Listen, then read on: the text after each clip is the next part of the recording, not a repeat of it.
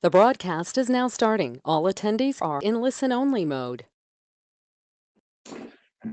Good afternoon and welcome to the SLA CID webinar series for February. This is one of our monthly webinars that the Competitive Intelligence Division puts on. And today we have JP Radicek from Aurora WDC, who is going to present to you with on how 3 companies are using AI to power intelligent taxonomies.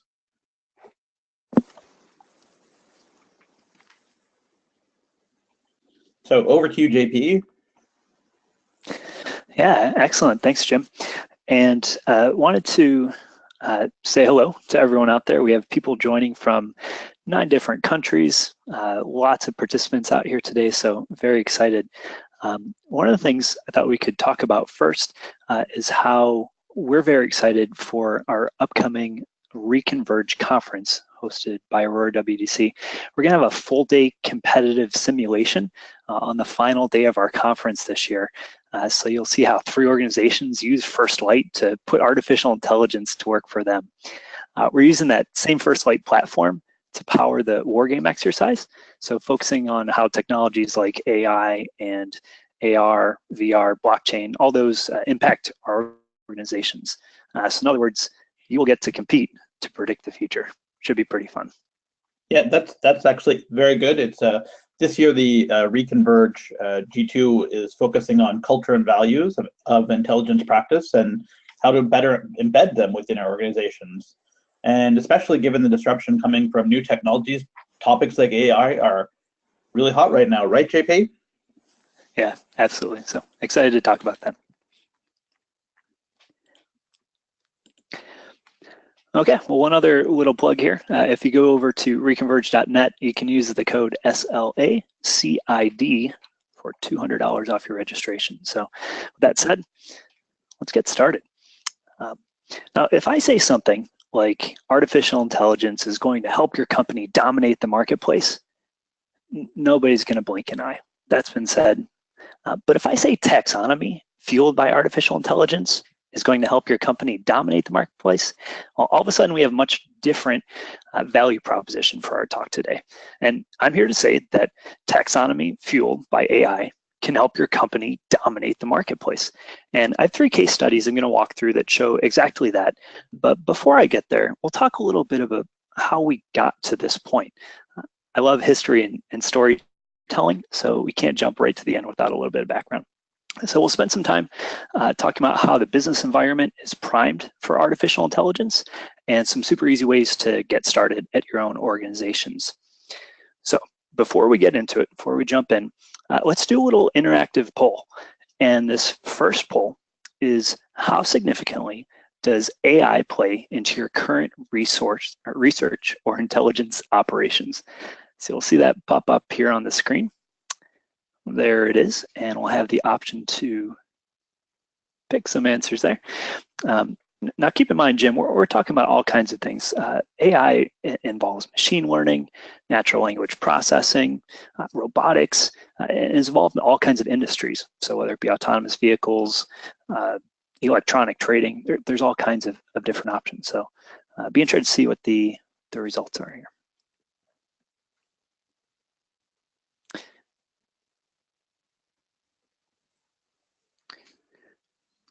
Okay, and it appears our poll has closed, perhaps a little bit prematurely. So let's I guess move on from that. But I think, oh well, no, actually, let's go back to that. So here we go. How significantly does AI play in your current research or intelligence operations? Very significantly, somewhat, neutral, very little, or has absolutely no significance. Jim, any predictions here? I'm going to have to go with sort of somewhat to very significantly. I think that people are just starting to catch on with the AI and building, but will build quickly. So it would be interesting to see. Okay, I'm going to take the opposite stance. I think maybe people underestimate how much they use AI. So I'm going to go to the other side of the poll. Let's see what comes up here. 0, 0, 0, 0, 0. So it's pretty even across everything. And we're having a little trouble with our polls here. So we've got a couple others stacked up for today. Well, let's see how those work. But let's move on. All right. So let's talk about how the business environment is primed for artificial intelligence. And we'll do this in context of the intelligence cycle. For those of you not familiar with the intelligence cycle, most often it's broken into 5 parts. So we start with direction, which leads into collection, processing, analysis, and then distribution, and starts all over again. And what we're going to look at here are how repeatable tasks that used to be performed manually are gradually automated. And once they're automated, then they become ripe for AI to take it one step further. And to be clear, there's quite a difference between automation and artificial intelligence. So automated machines collate data. AI systems understand it. Automation is repeating a process where AI is providing some insight into the results. Maybe a better analogy for the crowd here is that automation is like sending out a newsletter with a bunch of stories. But AI is sending out a newsletter with analysis that tells people the so what, and this is why it matters. So let's take a look at it in terms of collection, because back in the day, we used to have to go to the library to pick up some annual reports or some company studies, things like that. Obviously, with the digitization of information, that is a process that, well, we don't need to undertake anymore, and in fact has become quite automated. So we have tools that can help bring in information, harvest it on an automatic basis, and do so in a smart way. In terms of processing, this involves taking that information that we've collected and then doing something with it, starting to structure it a little bit. So whereas this used to be, and still in many cases, is a manual process where we take all that information we've collected and start to tag it or group it in a number of different ways with things like natural language processing, NLP, or entity extraction. As those have become more prolific, we can start to automate the processing component a little more successfully. Again, automation is the precursor to AI, so we'll keep that in mind for our next poll, which will be coming up here in a little bit, because the next part of the Intel cycle is analysis. And remember just a little bit ago when I said that automation is like sending out a newsletter with a bunch of stories, but AI is sending out a newsletter with analysis that tells people the so what.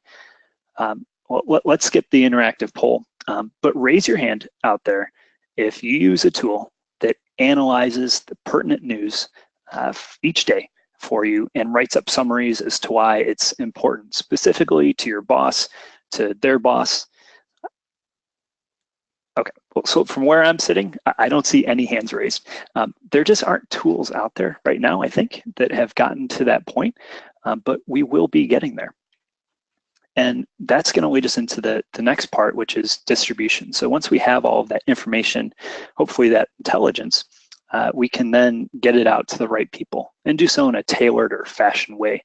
And we see this right now with things like newsletters or portals, for example, that can tailor the content to each individual user based on some automated things like subscriptions. So if you say, hey, I'm interested in health news, all of a sudden a portal shows you health news as opposed to automotive news, right? So let's try this again. We're going to try another poll question. This one is, where does AI technology have the most room to help us? And let's do this in terms of the intelligence cycle. So as that poll comes up, here we go. We have tasking and direction, collection and sourcing, analysis and interpretation, or influence and action. I kind of feel like this is not as cool as an HQ type question. Jim, do you play HQ at all? Oh, sorry, I don't. Okay. We have that. I'm kidding. We have that in Canada, but I don't mind. All right. So let's start to see what some of the results are here. I think maybe I was a little bit biased in the way I presented this, but there are ways that in each of our individual organizations, in our industries, that we still have room to grow and still have room to jump from that automation into something more like artificial intelligence inspired here. So All right, so here we go. We've got some results. Thank you for all those working behind the scenes. Looks like analysis and interpretation is perhaps unsurprisingly, I think one of those areas that we've yet to tap a little bit. Jim, are you surprised at all by these results? A tiny bit. I mean, not. I think that all of the above being a close second there is a pretty interesting, which is good. And I'm actually shocked that influence and action isn't a bit higher, because I've seen a number of ways where AI has been able to use to do that sort of influence action result in order to sort of do an analysis and then move somebody over to taking a specific action, but could be growing hopefully.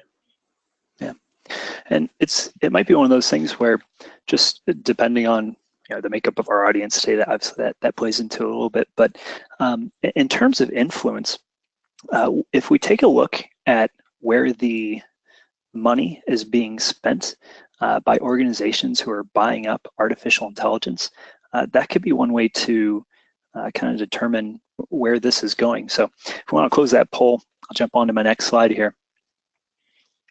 That was a much better result than 0, 0, 0, 0, 0. So this is a great slide that looks at how the business environment is primed and how other corporations are taking advantage of that. The 10 largest tech companies, so we're talking the Googles, the Facebooks, they've acquired 50 AI companies in the last 5 years. And these deal with things like facial recognition, chatbots, chip makers, things like that. But what we see here is an industry by industry look at some of the equity deals that have happened in the past 5 years. So as you can probably imagine, healthcare, cybersecurity, up there near the top, these are areas where AI can play a role because there's a lot of that automated process that's built into it.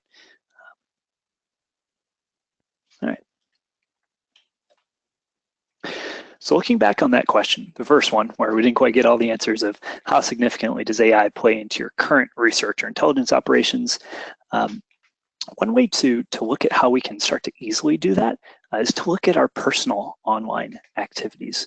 And though the term is typically bandied about as search automation when you're out shopping or something like that, I can guarantee you when you're shopping on Amazon that there's more behind your recommended items than someone who just manually linked, oh, here's movie A to book B, we recommend this. That wasn't done just through automation. And so we see this every day in our personal lives. And what's the translation then, perhaps to us at work? I think we can look at search, and this is a way that's, I think, very easy way to incorporate this technology. So there's all kinds of off-the-shelf companies or technologies that essentially check that box, ones that may not been considered as AI, and weak AI type technologies that help complete certain tasks that aren't necessarily expensive. Things, as I was mentioning before, entity extraction, natural language processing, those are out there and they're available. Not quite as available as just going out buying an autonomous car necessarily. But looking a little bit deeper at search, if you start to use some of that AI applied insight, you can utilize your taxonomy to help up your game a little bit more. So like, for example, here we have a simple search that all of a sudden becomes amped up from the application of taxonomy that's populating on its own. So this is just one of those ways that we may not realize that AI is creeping into our everyday activities. So I've used the word taxonomy probably, 2-3 times so far. And taxonomy was in our webinar title here today. And we're about at least halfway through the slides. And I haven't mentioned it very much. So a lot of us in the crowd that are information professionals, they probably don't need it explained. But for those who are still ramping up, taxonomy is basically a way to organize what would otherwise be unstructured. So we use it to organize news articles, describe how our organizations are structured. We use it to classify animals. And Jim, if anybody in the Q&A asks how you apply AI to taxidermy, that's my father-in-law, and he's recently retired. I suggested he join today, and that he's probably being serious, but we're not going to talk about AI in taxidermy. We want to talk about AI in taxonomy. And this is a good point, I think, to also stop and say, if you have any questions, there is a chat box in the GoToMeeting control panel that you can submit those questions. And after we walk through these case studies, which I'm going to spend a little bit of time on here, we'll get to those questions and as best we can. So let's talk about some great case studies of how taxonomy can be powered by AI. Y'all ready? Okay, pay attention. There will be a quiz at the end of this. So first, our first case study is how a financial services company helps prevent reputational risk while powering a taxonomy. So by reputational risk, we're talking about things that could potentially harm the reputation of this financial services company. There are going to be things out there like fraud, like data breaches, that if they come to light, or if they happen, not necessarily if they just come to light, that can affect the reputation of a company. But there are other things like equal pay and customer service issues, the ones that may not be as prolific, ones that you might not think of right off the bat, but there are things that are even more hidden that the company may not have a lot of control over. That if we look at the current news, for example, what are some ways that things happening might affect the reputation of a financial services company? So let's say this company financed an Olympic stadium or something like that that had issues, or maybe it was unsafe or something like that. Their name being associated with such a venue would not be a great thing. Or if there was, a mass shooter who stopped at an ATM, for example, and mentioned this financial services company, it was their ATM. There's very little control that companies like this have over these risks. So it came up with this idea to stream in large amounts of information. So looking at news, looking at social, looking at what different activist groups are doing, and to see which of those items start to bubble up to the top in terms of media attention. But not stopping there, taking a step further, you don't want to chase every top story that churns out a lot of media volume. So there was a measure of virality that was also taken into consideration. So yeah, the media may be sharing a story, but is it sticking around? Is there traction? So by starting with some automation, by piping in a ton of content, those issues that emerged and they're eventually watched and eventually added to the taxonomy if there is that kind of traction or that virality. And that's great because the taxonomy then becomes a living, breathing thing. So by starting with some automation, by bringing in all of that collection, we enhance it through a little bit of AI, in this case NLP, to determine what those big issues were that needed attention.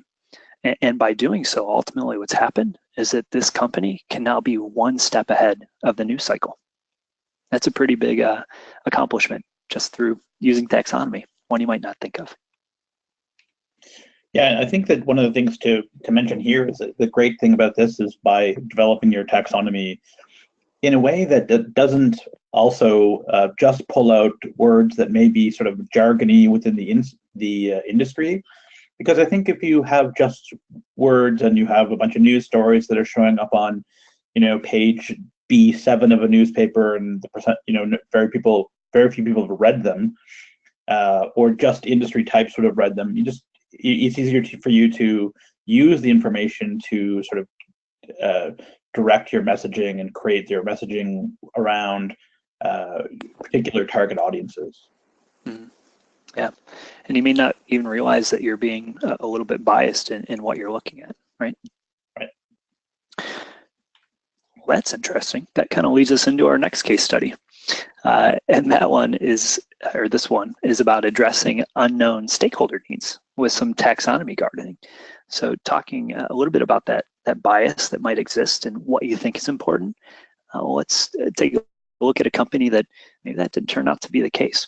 And we're looking here at an international manufacturing company with a lot of researchers, a lot of scientists, and sometimes those types have a tendency to get a bit too detailed. And so what we started with was a very precise taxonomy. And not that that's necessarily a bad thing, but thanks to a taxonomic review process, we were able to turn it into something that was a bit more useful. Let me walk through how that happened. So we had a taxonomy that was absolutely huge at our launch, or proved to be at least. And it ended up being 5 levels deep. And by that, I mean, if we think about this geographically, 5 levels would be something like you have your country, and then that's further refined by a state. And then you go down another level and you're talking about cities. Then you go to street, and that 5th level would be your house number. So where we start is something very large, we can get down to something very precise. And here in this example, we have the benefit of being able to look back over years of content. And we looked at the average amount of content per each of those levels that had been used. So for example, at first level, at the country level, in our example here, we're looking at 2,892 pieces of content per each country. That was the average of what we're looking at. These numbers in themselves aren't particularly interesting, but they kind of build up the case here a little bit. At the next level, 447. So at the state level, each state had 447 pieces of content associated with each one. And then as we got down further, city, street, house number, if you will, you can see that there's a fair amount of differentiation amongst the higher levels. So going from 2,900 down to 450, that's a big jump, right? But when we get down to the bottom, especially those last few levels, we see that there's not really too much breakup of that content. What we ended up finding was that 1/3 of the taxonomy was hardly used. So what we started out with, and what everyone had been paying so much attention to and trying to refine over years and years and years, 1/3 of it was essentially not needed at all. You see a little graph here, and what we're seeing are how many times a piece of the taxonomy was applied to a piece of content. So for example, each row, if you can imagine, on this chart here, is a different piece of the taxonomy, and there are 2,000 of those. And if you look along the horizontal axis, you can see how many times was each of those countries tagged, or how many times were each of those house numbers tagged. So we see that there are a few items that have a lot of content associated with them, but eventually as we get towards the bottom, we found that of those 2,000 different items in the taxonomy, 740 of them had 2 or less pieces of content associated with them. So over years and years and years, they just hadn't been touched. They're just collecting dust. So we took another slice of data and we considered how often are people engaging with the content. And this is done by looking at things like clicks in a portal or from newsletters, engagement like that. So you take a story, a news article, something like that, and you say, okay, this was clicked by 100 different people. What was the content about? And using the taxonomy, you could say, oh, well, it was about this country and it was about this state, and start to apply those different tags. And what we see on this chart is that a lot of the taxonomy was hardly used, and it's receiving very little engagement. So each of the individual pieces of content are marked here in a dot, as you can imagine. And we can see that the engagement level, and if I blow this up even a little bit more, we can see that the amount of engagement for all this content was very, very low. So we already realized that 740 of the pieces of the taxonomy were hardly used. Now we see that, you know, if we're looking at another slice, a lot of it's not being interacted with as well. Let's go back to that first graph. Here again, we have each of those different items of the taxonomy, one by one, stacked on top of each other. And so what we started to do is identify those items that aren't being used, and then identify those items that aren't being engaged with. And what happens is all of a sudden we can automate out the items that seem to be cluttering up the taxonomy. So here's the whole taxonomy. And here, these are very slim because we have a large amount of items. We see those that are in red, those individual lines, are items that, okay, well, either they weren't being engaged with very much, or there just wasn't a lot of content. We'll see on the bottom vertical part of that axis. If we blow that up a little bit more, it becomes a little bit more clear. So we go from 2,000 items originally in the taxonomy, and we take out those items not used, those items not engaged with, and you know what we end up with? We end up with about 450 items that actually matter. So what we did was visually, we just walked through the automated process that helped a company get more significance out of their taxonomy. So combining factors like usage and engagement, what we've just done is use knowledge representation, which is another part of AI that helps us all do a little bit of taxonomy spring cleaning. Ultimately, what this company did then was they spend less time trying to sort through the news and make sure that their stakeholders are getting information that's more pertinent and valuable to them. They may not be expecting content on 100 different subjects. Now they know just to look for the top 50, for example.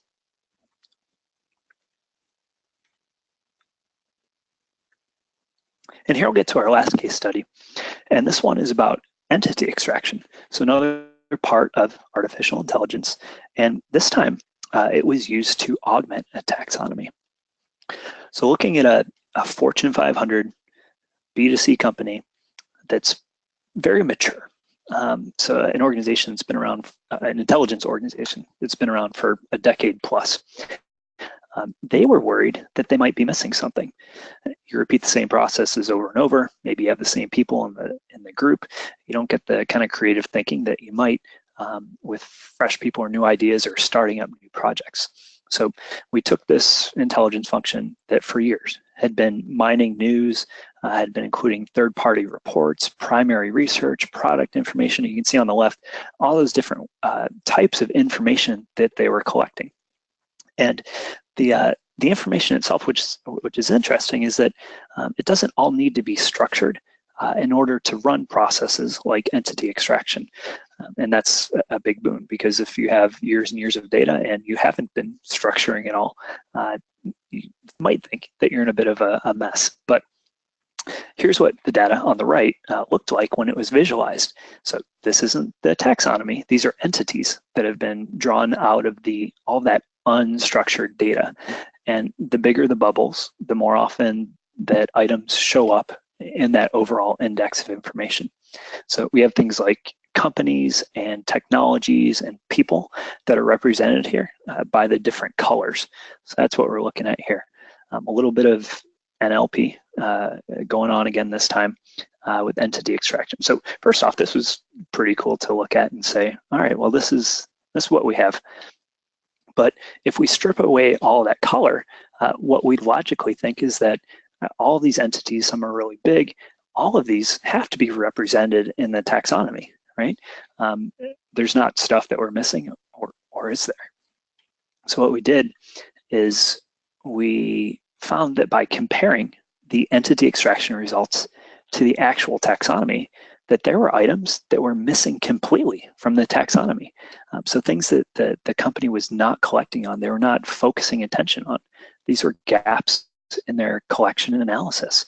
The dark blue circles here in this graphic are the ones that are suggested to be added. So they may not be huge, but they represent things like disruptors and new market entrants that otherwise were being missed. And that gets to be a big thing. So the company was able to rearrange their taxonomy and go on and say, all right, well, these are the things that we should be paying attention to that we haven't been. Also of note, some of the lighter shades in here are variations in spelling, for example. So if you have Chick-fil-A and use a different set of amount of dashes in Chick-fil-A, that might be recommended as something to add to the taxonomy. So that's why we got a little bit extra color going on here. And that brings us to, I think, another polling question, which is, of these case studies, we had 3 of them here. They went through a process of automation to start with, but then there's that next component that helps you say, all right, well, did you think about this that you might not be thinking about? So is this something that you could see yourself employing? And thinking about the 3 different case studies here, case one, where we had that massive pipeline of information in and the trends coming out. The second one, where based on usage and engagement, we saw some taxonomy guarding. And the third one, entity extraction to identify gaps. Are these anything that you think our audience will be seeing that, hey, I can do this? I can start on this, Jim. What do you think?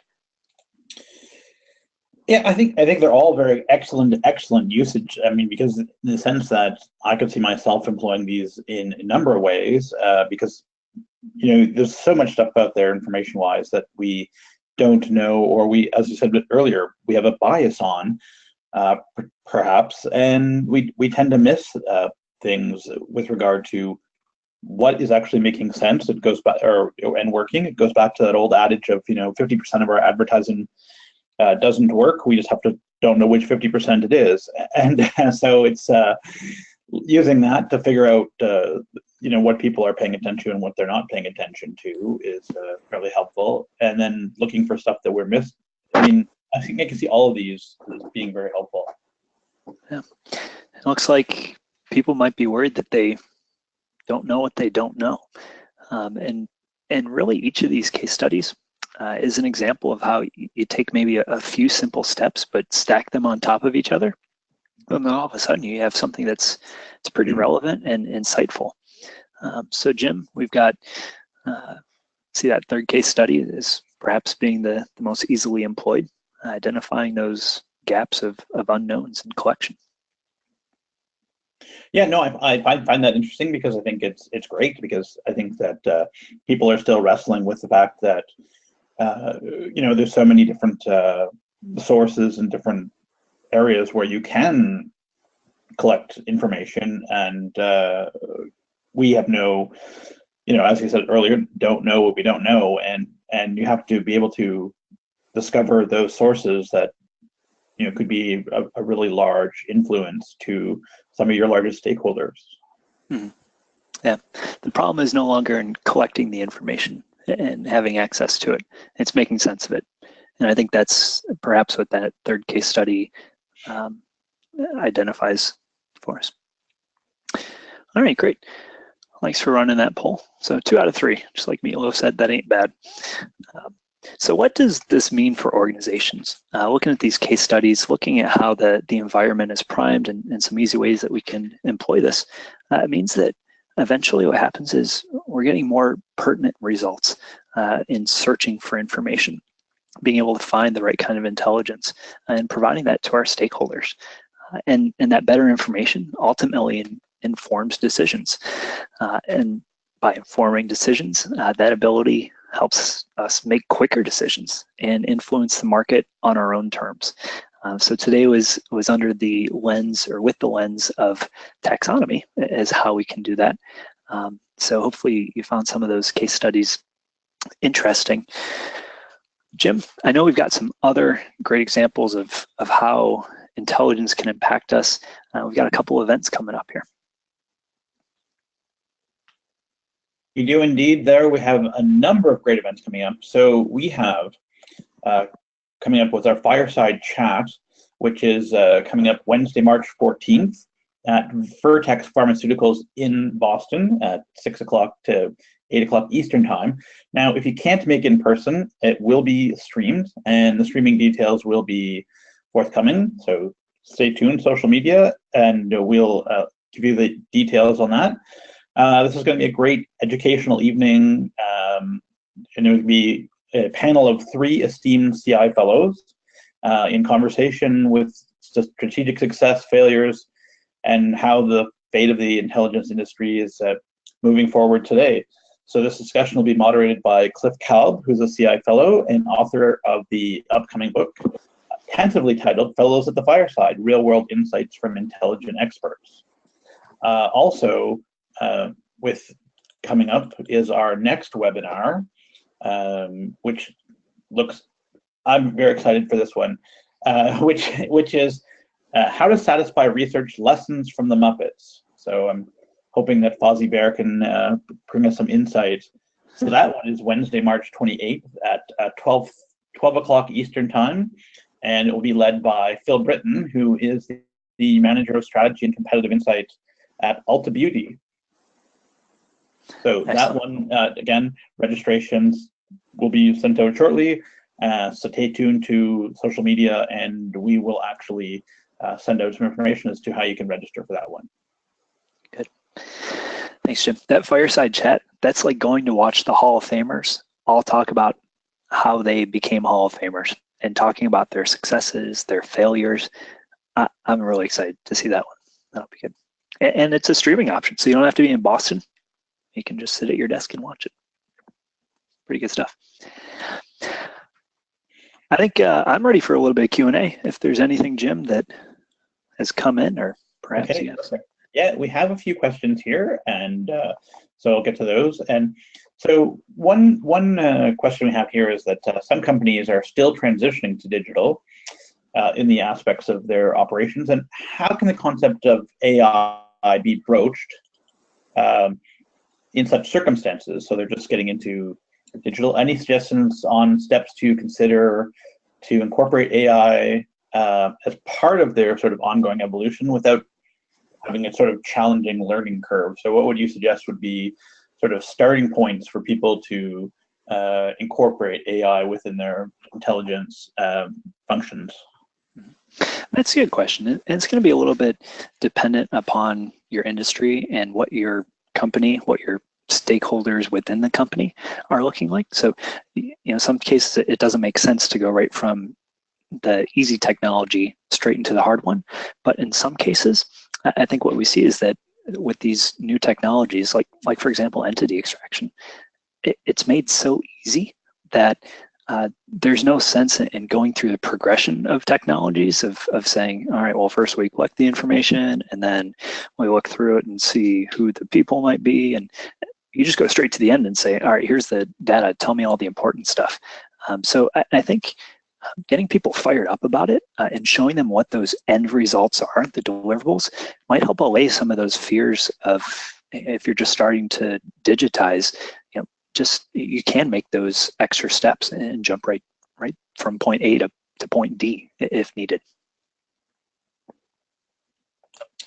That is excellent. I mean, I think that a lot of this is, as I said, people getting just started into it, and it is very important as far as what industry you're in.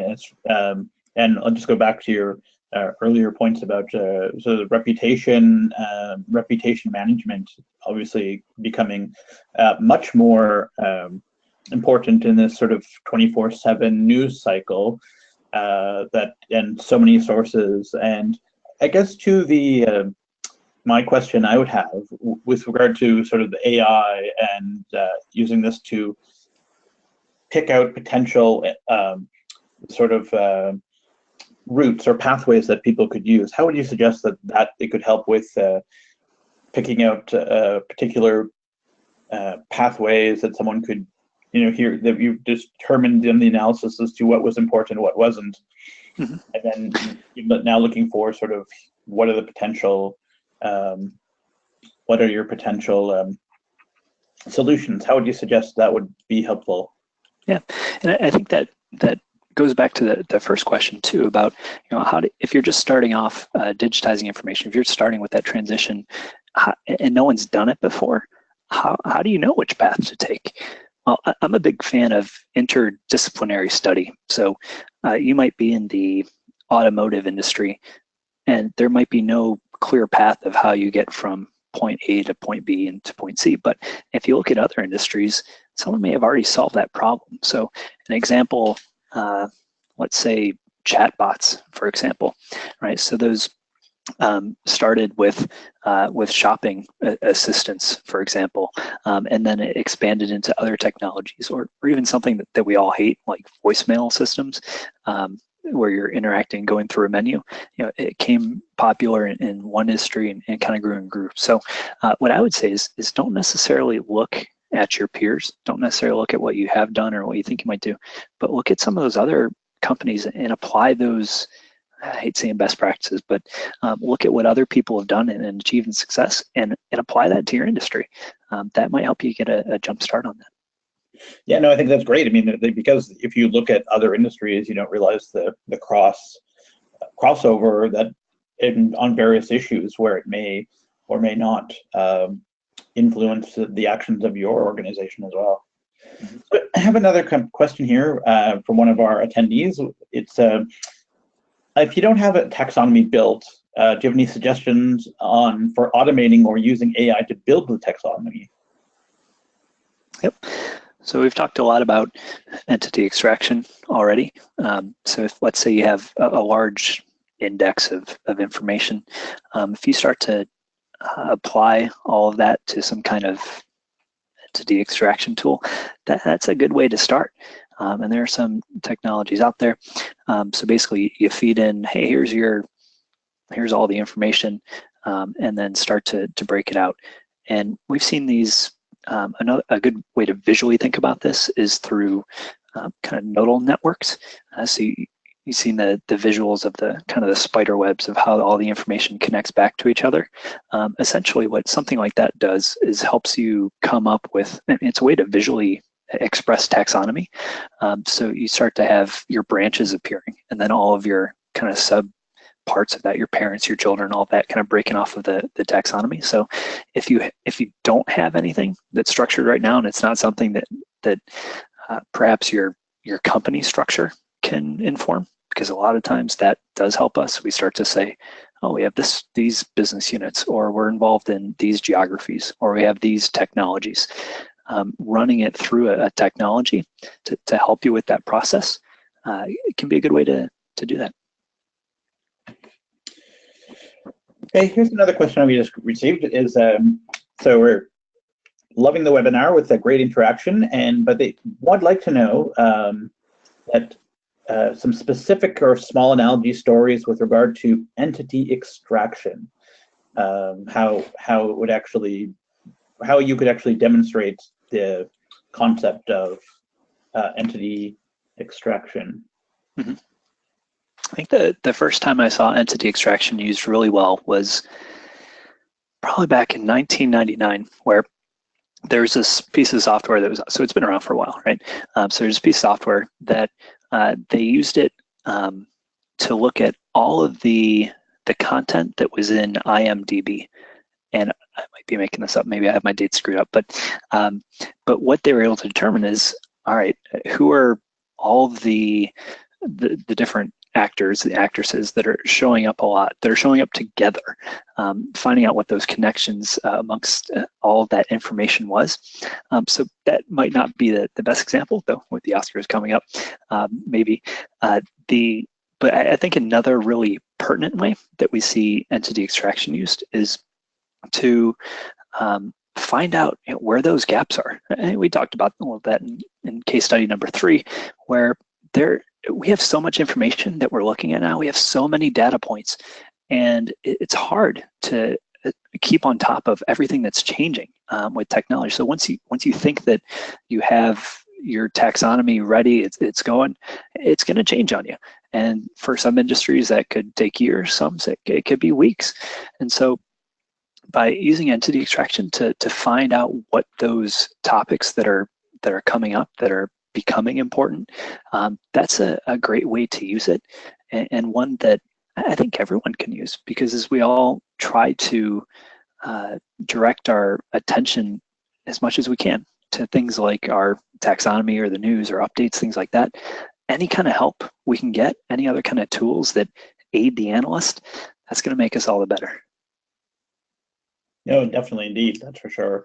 I think it's important, and you look at your IMDb example in the sense that you're looking at all the people that have worked together, and that could be easily applied or transferred over to different continued people that sort of operate together or constantly doing different things. One of the things I've always been sort of a big believer in is sort of the learning the who's connected to whom and how that influences various decisions or various operations, whether that's in politics or whether that's in business transactions, mergers and acquisitions. So that's very helpful. So one of the questions here is, would you be able to make we have someone's looking for recommendations in terms of software for companies still new to taxonomy, or looking for new ideas for analysis. Do you have any recommendations? Well, there are quite a few out there. I'll tell you, in terms of taxonomy specific, this summer I went out to Taxonomy Bootcamp, which is a part of KM World, and the conference there was absolutely eye-opening. So if you think we're getting deep into taxonomy here, this is a portion of that we've scratched that everyone has there. So one of my recommendations is to look out and see who are the players in that market, who are the kind of people that exhibit there. There are a lot that get very scientific, and whether it's from more of a consulting or more of a technology type approach, we have that. And then in terms of, if we're looking at how do we, for analysis, for example, how do we start to find some technology for that? Obviously, SLA, the CI division, is a great resource to help find things like that. If you come, make a little plug, I guess, for the SLA conference, there are tons of exhibitors out there who have all the latest and greatest technology. Obviously, one that we've been using today is called First Light, but there are another of other tools out there in the market that are ready and able to help people. No, excellent. I mean, again, I'll plug the SLA conference as well. That there's a number of different solutions that you can look at, and I think that's the best way to approach it, is to get out there, do the research, ask questions as to, how they might be able to help you with specific scenarios that your organization may be looking towards implementing. So, and everyone's a little bit different too. So in my day-to-day, I've worked with dozens and dozens of intelligence functions at all kinds of different companies. No two are the same. And so no piece of technology out there is going to be a perfect fit for all of them. So by going out and exploring and maybe it's not researching very heavily, but out there just getting demos from people, for example, and looking at the software. Being at a conference is a good place to do that, but that's a great way to find out what's the best fit for your particular company. Yeah, and again, as well, depending on what industry you're in, that's also an important factor to consider. Yeah. Absolutely. Okay. So I just had just someone here, just a bit more clarification, that's looking for a bit more clarification. When we talk about entity extraction, what are you defining as an entity?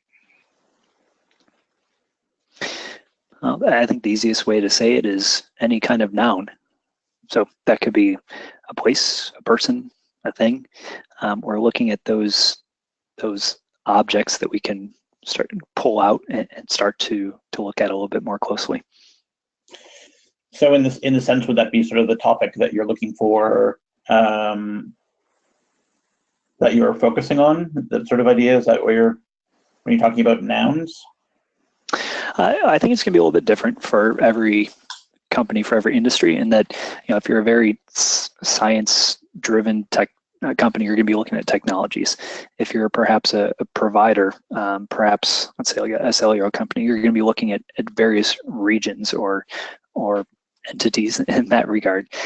If you are a company that performs primary research, you're going to be looking at people, right? You're going to be looking at that as an entity. So I think there are examples, they're a little bit different, I think, for each particular case. Okay, perfect. We have a comment here that so from one of our attendees, and I thank them for this, is we actually, SLA has a taxonomy division. So you might want to take out taxonomy.sla.org, and they'd be able to help you with any of the taxonomy references and questions that you may have. So stay within our organization, SLA, to look for some great advice and information that will help you, and that's always a great thing to do, is to find those people within our associations that will be able to help us find the answers we're looking for. So JP, this has been a fascinating webinar. I think that with regard to the AI being the very important topic that it is, and it's becoming more and more prevalent within our sort of daily lives, and I think this is excellent in providing us with some information and insight as to how we can use AI to power intelligence taxonomies and help with our intelligence function. And just before we go, did you have any other final closing comments, JP? Or please reach out to me. If it was hard to go through these examples so quickly, obviously there's a lot that goes into them. We have other examples as well. So please feel free to reach out to me and be happy to talk more. So whether that's email, whatever it might be, all my information's right there. Please don't hesitate to reach out. Yeah, perfect. So all of JP's contact information there on your screen. As I said, reach out, take advantage of his wonderful offer. And speaking of wonderful offers, I just wanted to once again thank Aurora WDC for providing the technology platform for this webinar, and as well financial support for the CI division. And just wanted to let you know with regard to Reconverge G2, which is an intelligent leadership symposium, which is April 24th. And if you go to the registration and type in SLA, sorry, I'm just reading my notes here. SLA CID, and $200 off your registration. So check that out, and you'll be able to participate in War Game using this First Light, which JP has been speaking about this today, which will help you predict the impact of AI and virtual reality and blockchain in your intelligence functions. So the link has been posted, and you can take that again, SLA CID, $200 off your registration. So check that out. Excellent. Thanks for having me, Jim. This was a great talk. Thank you. So this concludes our webinar for today. And I just want to remind you that our next webinar will be Insights from the Muppets, which is featuring Phil Britton, and that's Wednesday, March the 28th.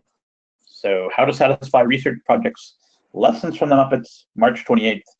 Thank you for attending today. And thank you, JP. This has been excellent presentation. And we'll see you all next time. Thanks, Jim. Thanks, everyone.